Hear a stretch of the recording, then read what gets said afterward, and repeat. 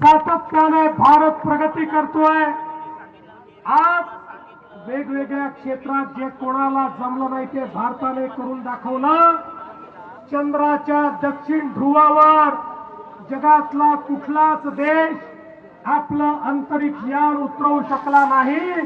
ते उतरवण्याचं काम या भारताच्या वैज्ञानिकांनी करून दाखवलं।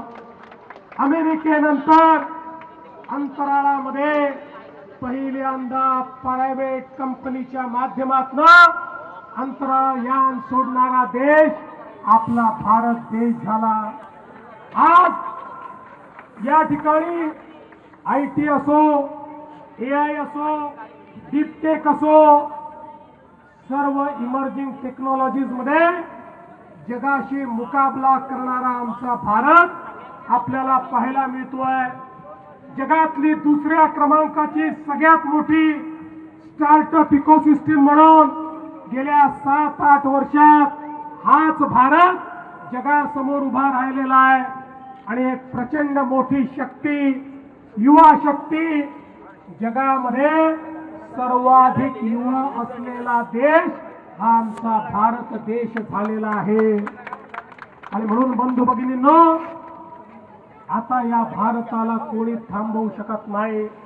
हे खरं आहे, काही शक्ती भारताला थांबवायचा प्रयत्न करतायत, काही परकीय शक्ती देखील हा प्रयत्न करतायत की भारताची घोडदौड थांबली पाहिजे।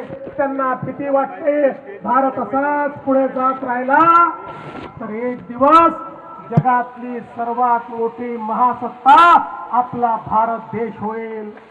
आणि म्हणून सातत्याने या भारताच्या अंतर्गत मामल्यांमध्ये त्या ठिकाणी काही ना काही लुडबुड करण्याचा प्रयत्न करतात, पण त्यांनाही मी सांगू इच्छितो, ही तिरंगा घेऊन या ठिकाणी बाहेर पडलेली तरुणाई आहे, यांना थांबवण्याची ताकद तुमच्यामध्ये नाही। या भारताला थांबवण्याची ताकद तुमच्यामध्ये नाही। आता भारत पुढेच जात राहणार आणि मोदीजींनी ज्या भारताची संकल्पना केली आहे, मित्रांनो, आता केवळ 2 दशक बाकी आहे। 2 दशक 2047 ला हा भारत जगातला विकसित देश म्हणून या जगाच्या नकाशावर आपल्याला पाहायला मिळेल।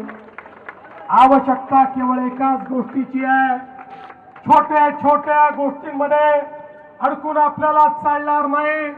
जाती पाती धर्माच्या भेदात अडकून आपल्याला चालणार नाही। वेगवेगळ्या वादात अडकून आपल्याला चालणार नाही। आपल्याला एकच दृष्टिकोन घ्यावा लागेल, आपल्याला एकच मंत्र घ्यावा लागेल।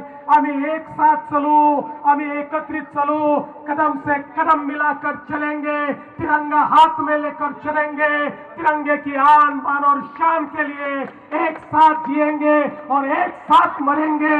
अशा प्रकारचा विचार घेऊन जर आपण पुढे गेलो तो मां कसम भारत को कोई रोक नहीं सकता। भारत को रोकने की ताकत किसी की नहीं है। आणि म्हणून मी तुम्हाला एवढं सांगण्याकरता आलो आहे, आज जरी तिरंगा यात्रा आपण काढत असलो तरी तिरंगा आमच्या मनामध्ये आहे।